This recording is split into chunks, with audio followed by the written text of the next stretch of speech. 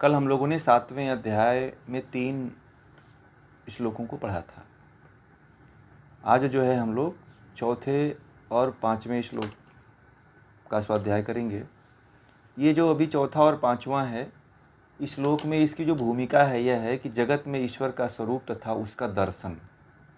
ये जो जगत है, जो संसार है, उसमें ईश्वर का स्वरूप क्या है और उसका दर्शन कैसे करें हम, है ना।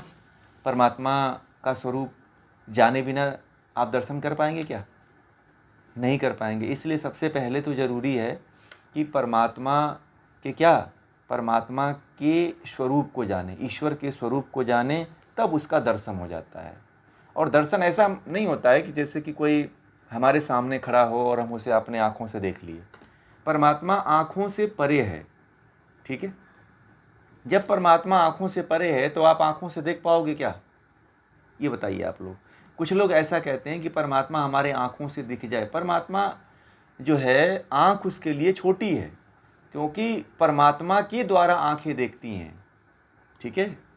परमात्मा के द्वारा आँखें देखती हैं, तो आँखें परमात्मा को कैसे देख पाएंगी बताओ आप लोग? ये संभव है क्या?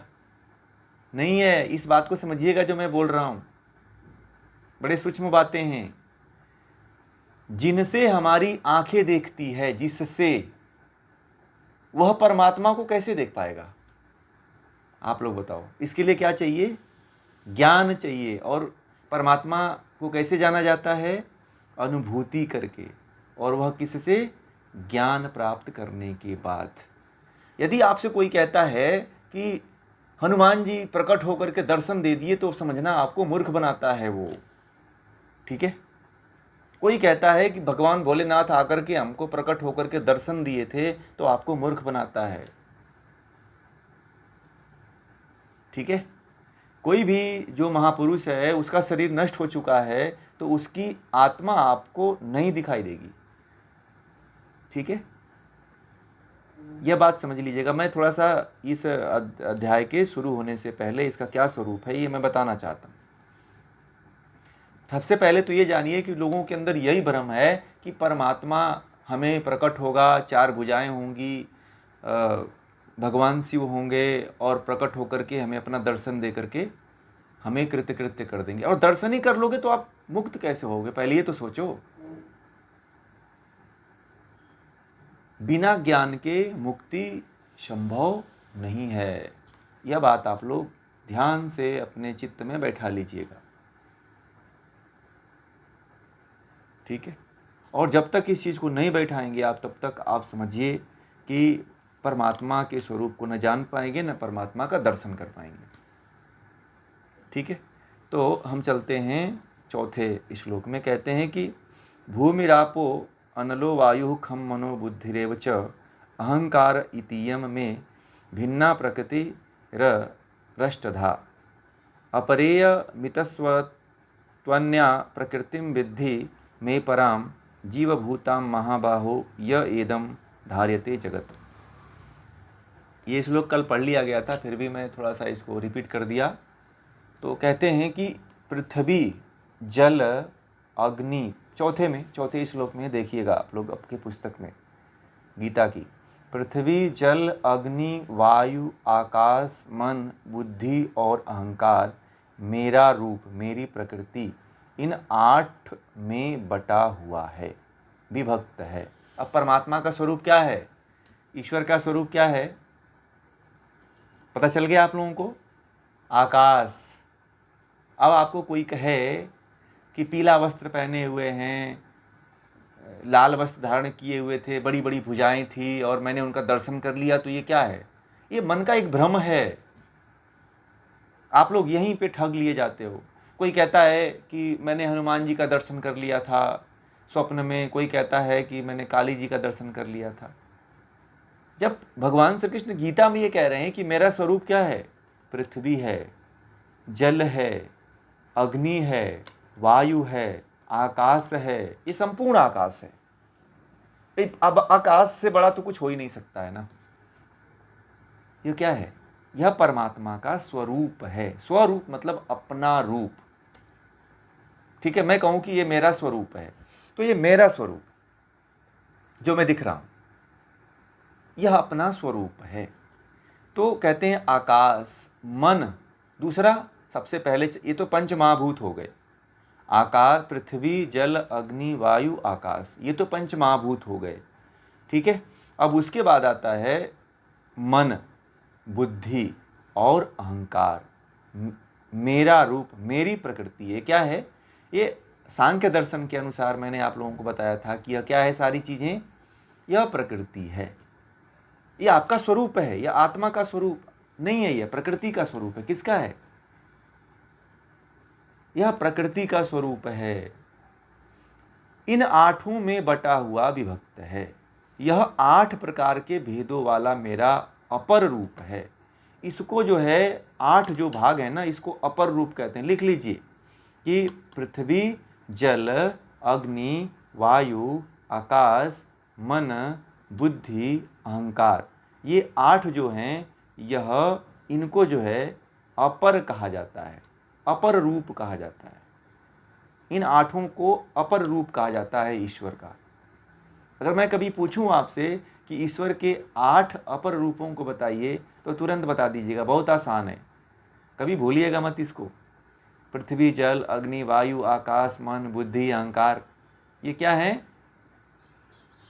अपर, अपर, अपरा नहीं, अपर रूप इसको कहते हैं, ठीक है।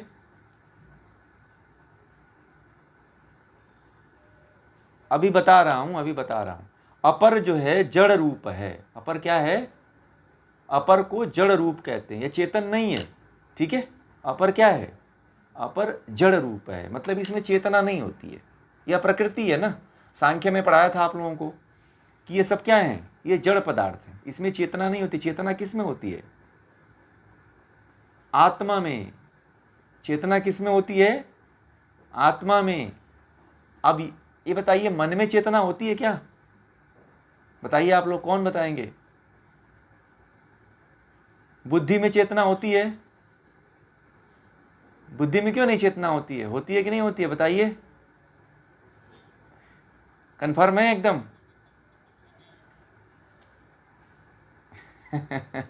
कंफ्यूज नहीं होना है, पक्का कर रहे हैं कि आप अडिग हो जाओ, कंफ्यूज थोड़ी कर रहे हैं हम आपको यही तो मैं बताना चाहता हूं कि जब ये प्रकृति ही जड़ है, तो इससे बने हुए जितने भी पदार्थ आएंगे, सारे के सारे क्या हो जाएंगे? जड़ हो जाएंगे। कभी आपको कोई भ्रमित ना कर दे, इसीलिए आप भ्रमित हो जाएंगे जल्दी, ठीक है। बाकी लोग नहीं भ्रमित हुए, सरिता जी ध्यान दीजिएगा, भ्रमित नहीं होना है। कोई भ्रमित करने का प्रयास करेगा, आपको भ्रमित नहीं होना है। आपको जब बता दिया गया है कि ये जड़ है, तो जड़ ही रहेगा, ठीक है। कोई कहे कि नहीं ये तो चेतन है, तो आप क्या मानोगे फिर? मान लोगे चेतन? नहीं, मैं आप लोगों को थोड़ा सा इधर उधर कर दिया तो आप डामाडोल हो गए कि कुछ गड़बड़ लग रहा है मुझे। नहीं, आपको एक बार जब बता दिया गया है तो आप उसी पे अडिग रहो। हाँ, अगर कुछ गलती त्रुटि मुझसे द्वारा हुई हो तो मैं उसको क्लियर कर दूंगा, ठीक है। तो ये हे महाबाहु, अब आगे कहते हैं कि हे महाबाहु, मेरे पर रूप को, यानी कि चेतन, ये तो भगवान श्री कृष्ण जो है, ये ईश्वर जो है ना, ईश्वर संपूर्ण है। मतलब भगवान श्री कृष्ण ये कह रहे हैं कि ये जो प्रकृति का रूप है ना, ये भी मेरा ही रूप है, ठीक है। इसको भी, ये जो जड़ पदार्थ है, जो प्रकृति जिसको कहते हैं, यह भी मेरे द्वारा ही चलती है, ठीक है। यह प्रकृति का जड़ रूप है, यानी कि परमात्मा का यह जड़ रूप है। गीता के अनुसार बता रहे हैं, ध्यान दीजिएगा, ठीक है। सांख्य के अनुसार नहीं है ये। सांख्य इसको नहीं मानता है, अलग मानता है सांख्य इसको, ठीक है। अब कह रहे हैं कि हे महाबाहु, मेरे पर रूप को, चेतन मतलब जीवात्मा रूप को भी जान लो, ठीक है। अपर रूप से भिन्न है। हे अर्जुन, तुम अब जो पर रूप है, अभी तो आपने अपर रूप को जाना। अपर कितने हैं? 8 अंग हैं अपर के। और अब पर रूप को जानो कि पर रूप क्या है। अब ये कह रहे हैं अर्जुन से भगवान श्री कृष्ण। अब कह रहे हैं कि जो अपर है ना, ये पर से क्या है? भिन्न है। क्या है? पर से भिन्न है। और कहते हैं कि जिसके द्वारा यह संसार धारण किया जाता है, मतलब जीवात्मा के द्वारा ही संसार में धारण करते हैं ना इस शरीर को। ये प्रकृति को किससे धारण करते हैं? जीवात्मा के द्वारा ही तो धारण कर रहे हैं ना। जीवात्मा नहीं रहती तो आप ये क्या पंच महाभूतों से बने हुए शरीर को धारण कर पाते आप लोग? बताइए, नहीं धारण कर पाते। जीवात्मा के कारण ही आप संसार को धारण करते हो। आप संसार में आपका अस्तित्व बना हुआ है। संसार में दो पदार्थ दिखाई देते हैं, एक जड़ और दूसरा चेतन। संसार में कौन कौन से दो पदार्थ हैं? एक जड़ है और दूसरा चेतन है। जड़ में 8 प्रकृति है, चेतन का रूप संसार के अनंत जीव हैं। चेतन का रूप क्या है? संसार में जो अनंत जीव हैं वह सब क्या हैं? वह सब में चेतना है। एक मच्छर में भी चेतना है, एक चींटी में भी चेतना है, मनुष्य में भी चेतना है, हाथी में भी चेतना है, भालू में भी चेतना है। ये दोनों मिलकर के भगवान श्री कृष्ण के अनुसार जो है, ये दोनों मिलकर के ईश्वर का रूप बनते हैं। जीव और प्रकृति, ये दोनों रूप मिलकर के ईश्वर का रूप बनते हैं। इनमें हम ईश्वर के प्रत्यक्ष दर्शन कर सकते हैं। अब आपको जितने भी जीव हैं और जितने भी अष्टधा प्रकृति है, अष्ट मतलब 8 जो प्रकृति बताया आपको, यह जो है जीवात्मा और 8 प्रकृति अपर प्रकृति ही ईश्वर का संपूर्ण रूप है, ईश्वर का संपूर्ण स्वरूप है। जड़ तथा चेतन ये दोनों मिलकर ईश्वर का शरीर बनाते हैं।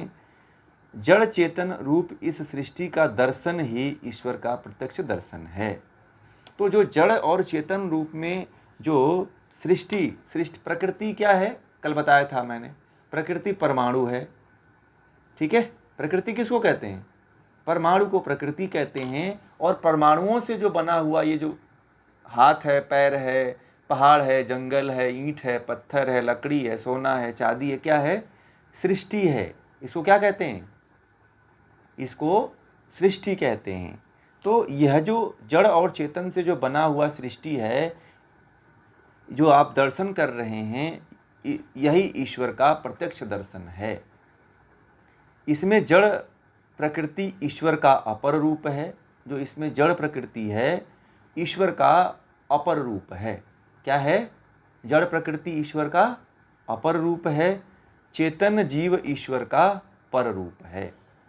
जो चेतना जीवात्मा को पर कहा जाता है और जो जड़ है उसको अपर कहा जाता है। ठीक है, ईश्वर का निज रूप पर तथा अपर से परे है, ये ध्यान रखिएगा।